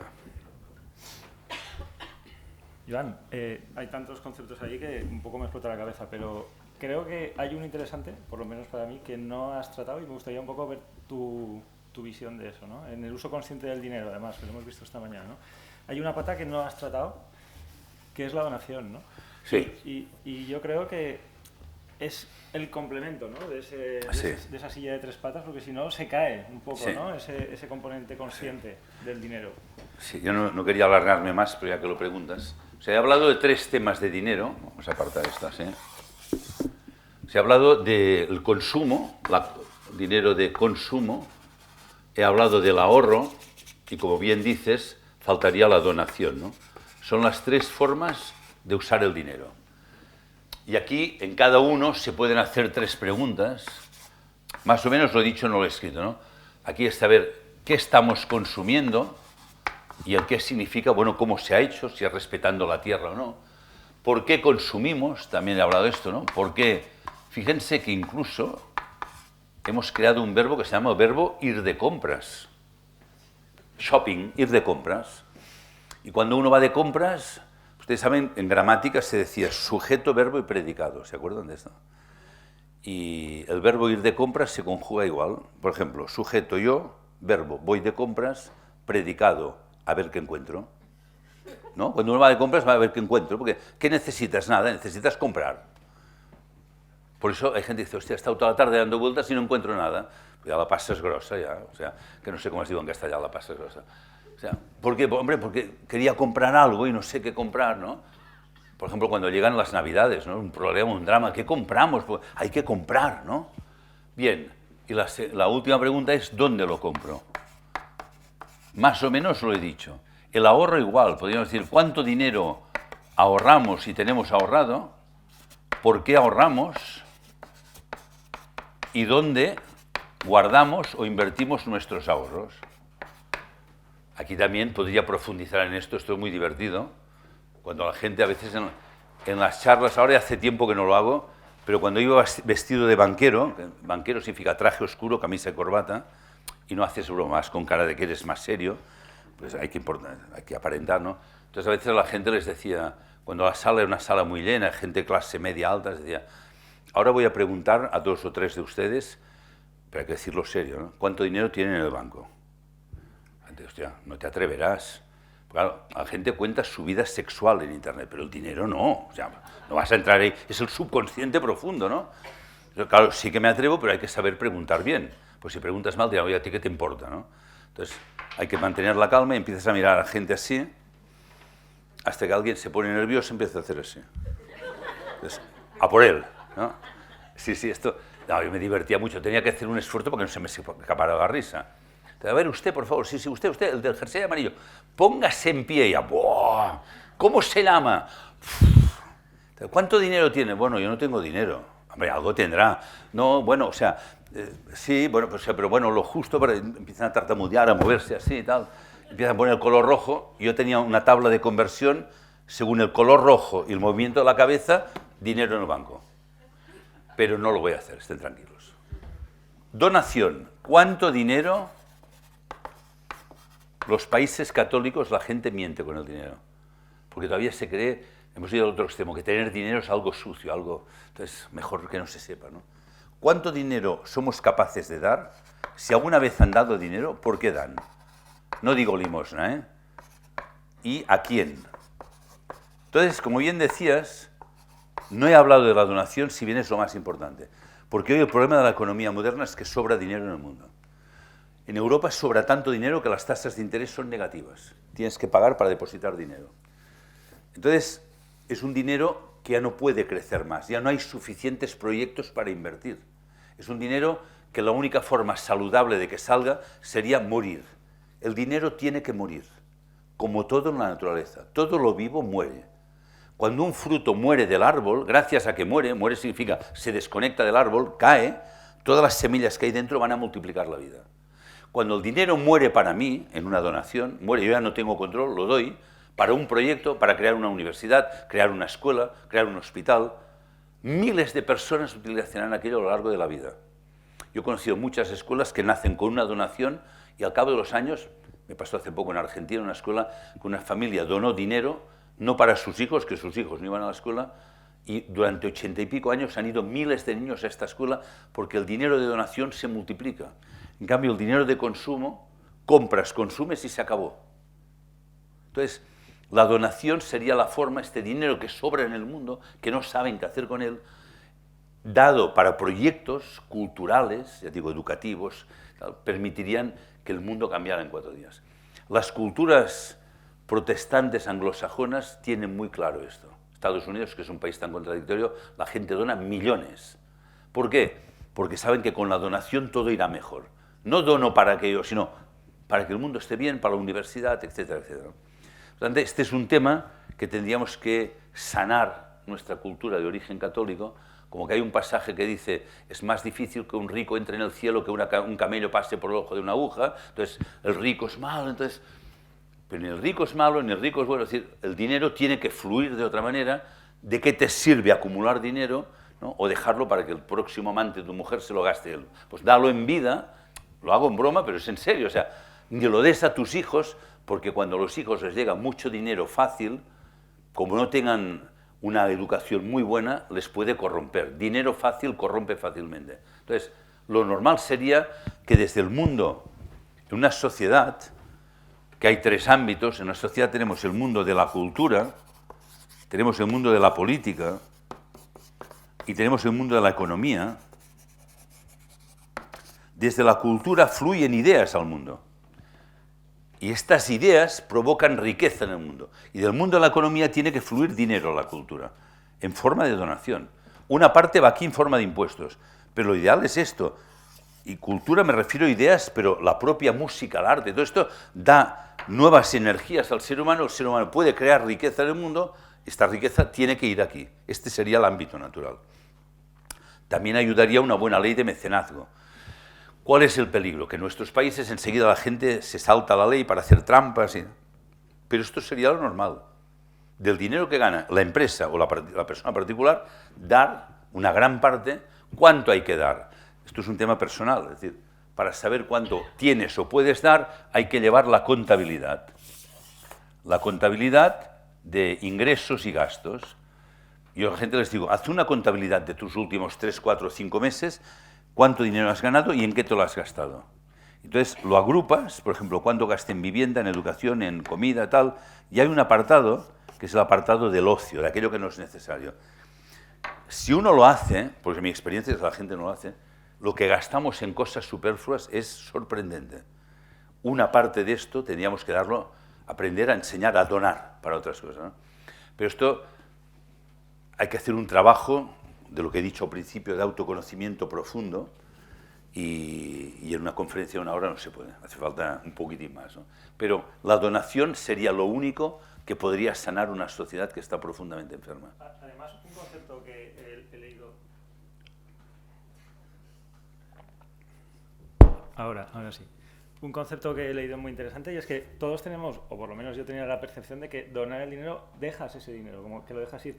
Y es todo lo contrario, cada vez que donas generas un vínculo con el proyecto en el cual estás donando y por lo tanto claro, generas por eso tienes que saber un vínculo positivo, claro, ya no es a quién algo donas. negativo que es lo pierdo. Claro. No, o sea, lo pierdes para ti, pero es para que otros vivan. Pero también hay que hacerlo con conciencia.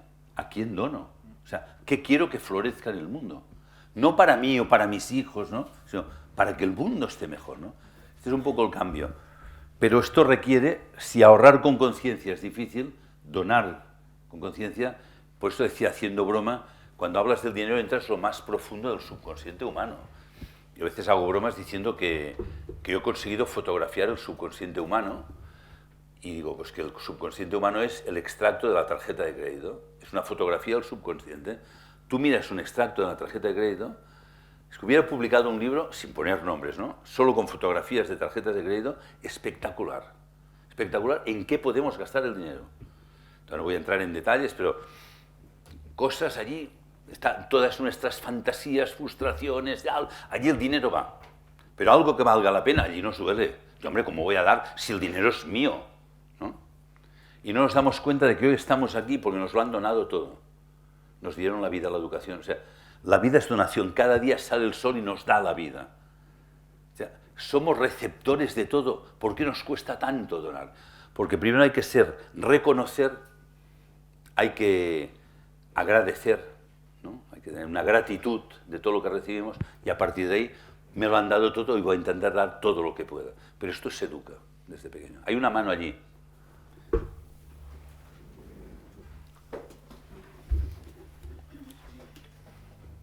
Sí. Usted habla de donación. Efectivamente, en la sociedad americana el filántropo se legitima socialmente y es motivo de orgullo ser donante. Sin embargo, yo sí que he detectado que aquí, por ejemplo, en la sociedad española, el filántropo es incluso criticado y cuestionado. Es motivo de suspicacia social alguien que dona dinero para una causa sanitaria, cultural.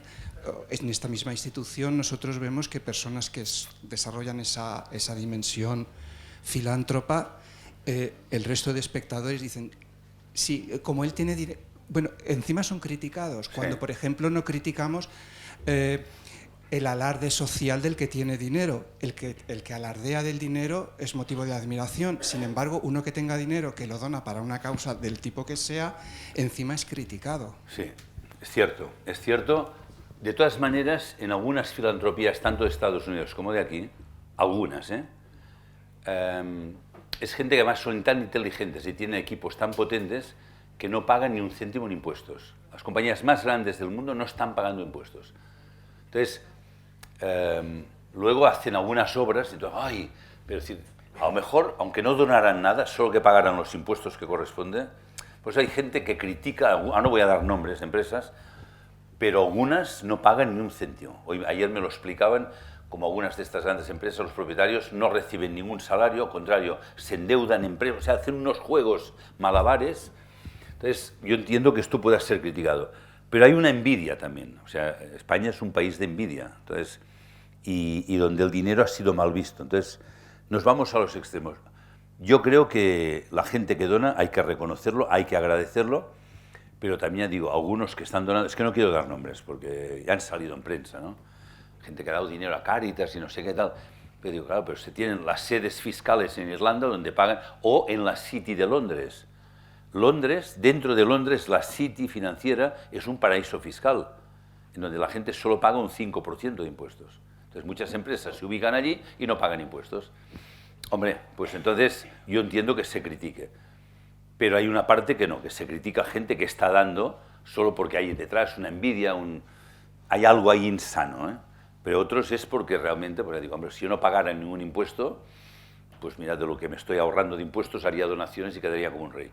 Y ya digo, están en paraísos fiscales, la City de Londres o Irlanda, que es otro paraíso fiscal, ¿no?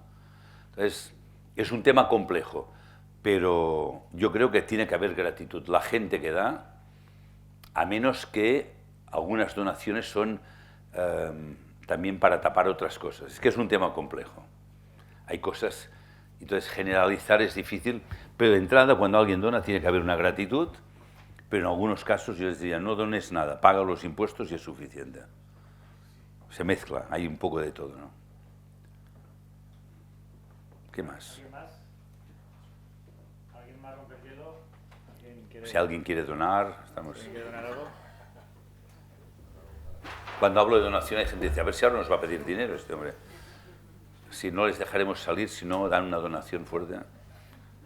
¿Quién había? ¿Había una mano levantada? Ah.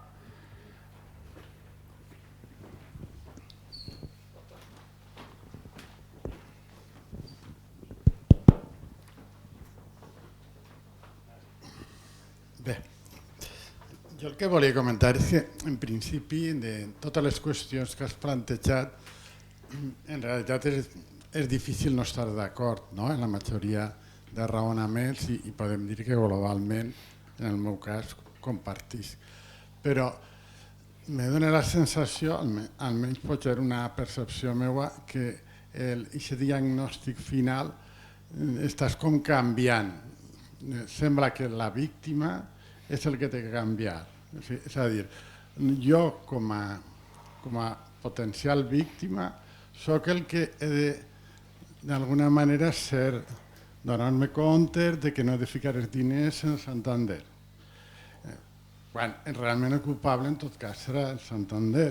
És a dir, estàs traslladant la responsabilitat, el que estàs dient com una responsabilitat individual, un procés cultural d'educació, estàs obviant que aquest xoc, a mi me sembla un plantejament fins i tot naïf, el pensar que per aquest camí és perquè és un predicament en el qual tot el món estarà d'acord, o molta gent estarà d'acord, però realment no és abordar la qüestió de poder que n'hi ha ahí, entenc jo, i que al final sembla que el que compre en Zara és culpable, el que porta els diners al Santander és culpable. No, senyor, no som nosaltres els culpables, som víctimes i que el fet de que no canviem culturalment no és una cosa aliena a aquest sistema de poder. No sé, estic dient d'una forma a lo millor vehement el que pense en la meva opinió. Som corresponsables. Sí. Jo no havia nombrat Zara, i havia dit una a l'azar. Però si jo conec alguna cosa que no és correcta, jo tinc l'oportunitat de dir, amb els meus diners no ho faràs. I si hi ha un banc que fa coses que no m'agraden, no dic que jo sóc el culpable, a mi no m'agrada la paraula culpable, però jo sempre tinc l'opció de dir, amb els meus diners no ho faràs. I quan les persones comencen a fer això, creen una força, un poder, ja que has dit Zara, per exemple, hi ha hagut un boicot a nivell mundial. Què ha fet Zara? Bueno, ara han tret una marca que és sustentable, han dit. No, però i les altres? Es como els bancs. La gent demana, bueno, pues tenemos un fondo de inversión que es ético. Y los otros no, Pues no eres ético. Llavors, amb els meus diners no ho faràs. No és que digui que som culpables, però la nostra falta d'informació i de compromís dona força amb gent que és la responsable. Per això dic, som corresponsables. Tampoc podem esperar ingenuament que els polítics ho faran, perquè els polítics, no vull caure en la crítica fàcil als polítics, és que els polítics ni saben ni poden. Llavors jo crec que nosaltres, és més que una crítica, és una crida a pensar tenim més força del que ens pensem que tenim. Quan les persones comencen a canviar i comencem a crear aliances, ara en una època que hi ha tanta informació, i comencen a haver, per exemple, a mi no és que m'agradi, però almenys és un primer principi, empreses, per exemple, hi ha l'economia del ben comú o hi ha les empreses B Corps. Són empreses que comencen a tenir responsabilitats, doncs ja és un primer pas. Llavors, no som culpables, però sí som corresponsables. Jo no compraré marques que sé que estan explotant a la gent. Amb els meus diners no ho faran. Canviaré el món? Bueno, ja ho veurem. Ja ho veurem. No m'agrada el que fan els bancs? No vull posar els diners en fons d'inversió que estan fent coses. Doncs no és la paraula culpable, però si sortim de la situació de confort de deixo els diners i no em complico la vida, estem provocant un canvi. Mira, us vaig explicar una anècdota real. Nosaltres vam començar aquí a Espanya l'any 2005, quan jo estava, ja fa 7 anys que no estic, i vam obrir la primera oficina a Barcelona, de Triodos Bank. I en aquella època a Espanya encara no hi havia crisi, la crisi va venir el 2008. I els Nadals, vigílies de Nadal, es feien sopars benèfics, on anaven els bancs i les companyies d'assegurances, les ONGs, feien un sopar d'aquests amb taules de 8 o 10, com una boda, i al final sortia el banc amb un xec com la pissarra, el banco tal entrega $30.000 a la ONG, tothom fantàstic. I en aquest sopar hi havia el màxim directiu d'un banc, que no puc dir perquè vaig prometre que no ho diria, i el director financer d'una de les ONGs més grans d'Espanya. I va sortir a la conversa el tema de la banca ètica. I aquest directiu del banc va dir, estem molt preocupats en la banca ètica. I el meu amic diu, si vostès són un gegant i ells són una formiga. I li va dir en castellà, no se engañe, esta gente apela a la conciencia. Contra esto no tenemos defensa. Aquesta va ser una frase literal. Si apela a la conciencia no hay defensa. Llavors la idea és difonguem consciència i obligarem a canviar. Ara hi han canviat el discurs, la publicitat. Ara tots els bancs són sostenibles, són ecològicos, tienen valores. Valores no ho sé, valor de dir el que diuen sí que el tenen, sapiguen el que estan fent. Hi ha un que diu que té valores i el president està jutjat per corrupció. És a dir, però ja veuen que la gent està començant a demandar alguna cosa. Per tant, no m'ho prenguis com la culpa és nostra, no és culpabilitzar. És al revés, tenim la solució nosaltres. El consumidor té molta força. Algun que dius, jo no ho faré, i això comença a circular. Per tant, no és culpabilitzar, tenim més poder a les mans del que ens pensem. Aquesta és la idea. La paraula culpa a mi no m'agrada. Però si podem fer molt, no? En esta línea está ocurriendo la gran renuncia, ¿no? A nivel laboral. Dentro de las empresas decide irse, si no no se van a otra empresa, porque entonces están impulsando a las empresas a revisar sus políticas de gestión de los equipos humanos y es una forma, ¿no? Un poco lo que estás diciendo trasladado a otro. También. Y esta mañana a los jóvenes les comentaba un caso de una chica que conocía a Guatemala, una chica de 26, 27 años, renunció a un trabajo en una multinacional donde ganaba $60.000 al año y se fue a una empresa a ganar 24.000. La gente no lo entendía, decía, no, pero es que trabajo con un propósito, trabajamos en equipo, creativamente, duermo bien, y hago una cosa que es buena para el mundo. En otras solo ganaba dinero, no quiero ganar solo dinero. Esto está pasando. Entonces, yo por eso te digo, bueno, hay un tsunami de conciencia que está viniendo. Como todo tsunami no lo ves. Y cuando lo ves ya corre que no llegas, ¿no? Y hay gente que ve el tsunami y se está haciendo un selfie. Cuidado que te va a arrastrar. Hay un tsunami de conciencia que va a llegar porque la gente joven lo está exigiendo, ¿no? Pero no, yo no quiero culpabilizar. A veces parece el tono, pero es al revés. Digo, hostia, pues si tenemos mucha fuerza. En la conciencia hay mucha fuerza, ¿no? Bueno, Joan, creo que ha llegado el momento ya de hacer el cierre. Tendríamos mucho que hablar, ¿no? Pero desgraciadamente hay mucho, sí. estamos ya casi 2 horas aquí hablando. Siempre es una inspiración para ayudar a seguir adelante. Para sembrar semillas, ¿no? Entonces, simplemente agradecer vuestra presencia y sobre todo la presencia de Joan. Sabemos que ha hecho un gran esfuerzo por estar aquí Es un placer. de tu viaje. Así que muchas gracias a todos por venir. Gracias.